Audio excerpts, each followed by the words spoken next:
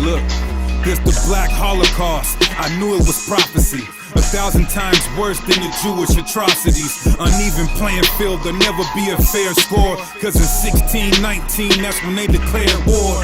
We the 12 tribes, the ones that the promise reaches. Shalom. First and foremost, I want to say all praises to the Most High, Yahweh, and His only begotten Son, Yahweh Shai. This is the brother Ayathan. We're going to talk about when the Sabbath actually is. In Exodus 20:9, it says, 6 days shalt thou labor and do all thy work. But the seventh day is the Sabbath of the Lord thy God. In it thou shalt not do any work. People take a look at this and apply it to modern day standards and say 6 days you work, seventh day you don't. And they come up with Friday night, Saturday night, because for the most part, people believe that day one would be Sunday.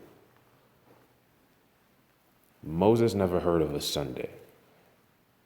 Or if he did, he didn't follow it. We didn't have a day for the sun, let alone a day for Saturn. This is all paganistic. The continual week cycle that we have with the Gregorian calendar, which was borrowed from the Julian calendar, is something that was thought up by pagans, by pagan people. This is not of God. This is not of Yahweh. We didn't work week by week by week. We worked month by month until the year was done. We start over. But Esau came through. He took over everything and he sought to change the times, as is stated in Daniel 7:25. And he shall speak great words against the Most High, and shall wear out the saints of the Most High, and think to change times and laws. That's what happened. We didn't start our count on what we call a Sunday. We started on the new moon. The month and the Sabbath are both directly related to the new moon. Genesis 1:14 says, and God said, let there be lights in the firmament of heaven to divide the day from the night, and let them be for signs and for seasons, and for days and years. Psalm 104:19, he appointed the moon for seasons. The sun knoweth his going down. Sirach 43:6, he made the moon also to serve in her season for a declaration of times and a sign of the world. This is the calendar and clock that the Most High gave us. And it's always right and exact. There's no swing to it. There's no daylight savings time. There's no leap years. There's none of that. Psalm 136:8, the sun to rule by day, for his mercy endureth forever. The moon and stars to rule by night, for his mercy endureth forever. This is not something that's meant to change, not going to change. Just because people tell you certain things are a certain way does not make it so. The Most High gave us these things for signs, and we still have them. You don't need your kitten calendar to tell you when the Sabbath is. So 1 Samuel 20:5, going into proving that the first day of the month, of any month, has to start on the new moon.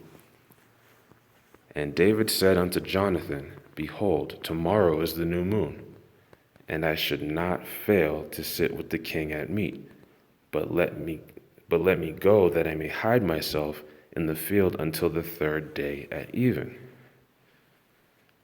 Skipping down to verse 24.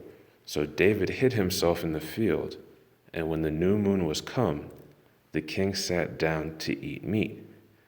And the king sat upon his seat, as at other times, even upon a seat by the wall, and Jonathan arose, and Abner sat by Saul's side, and David's place was empty.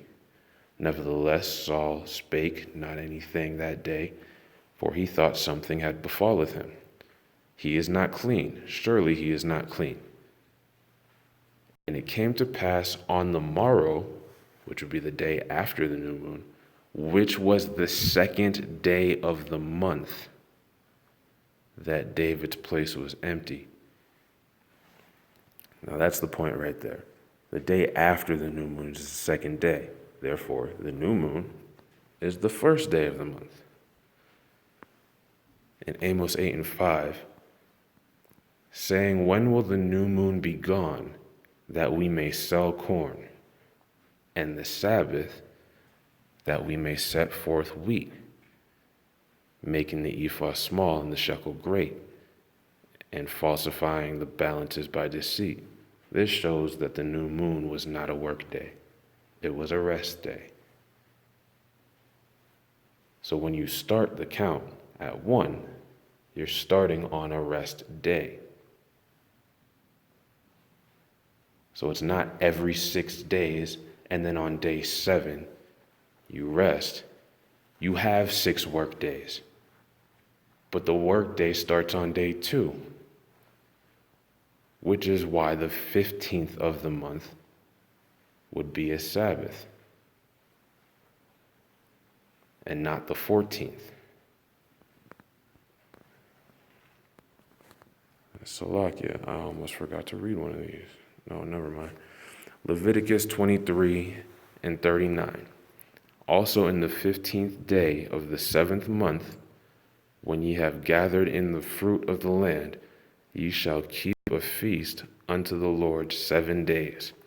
On the first day shall be a Sabbath, and on the 8th day shall be a Sabbath. In Sirach 43:7, from the moon is the sign of feasts, a light that decreaseth in her perfection. The month is called after her name, showing a direct correlation between the new moon and the month. Increasing wonderfully in her changing, being an instrument of the armies above, shining in the firmament of heaven. If you're observing the Sabbath every Friday night to Saturday night, there is no way that on the 15th day of the 7th month, you are keeping this in Leviticus 23:39. You're not doing it.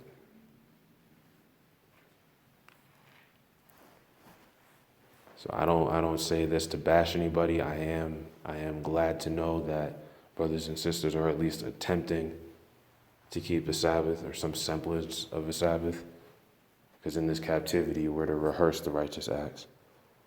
But there's really not much of an excuse to not know that the Sabbath doesn't have anything to do with your kitten calendar.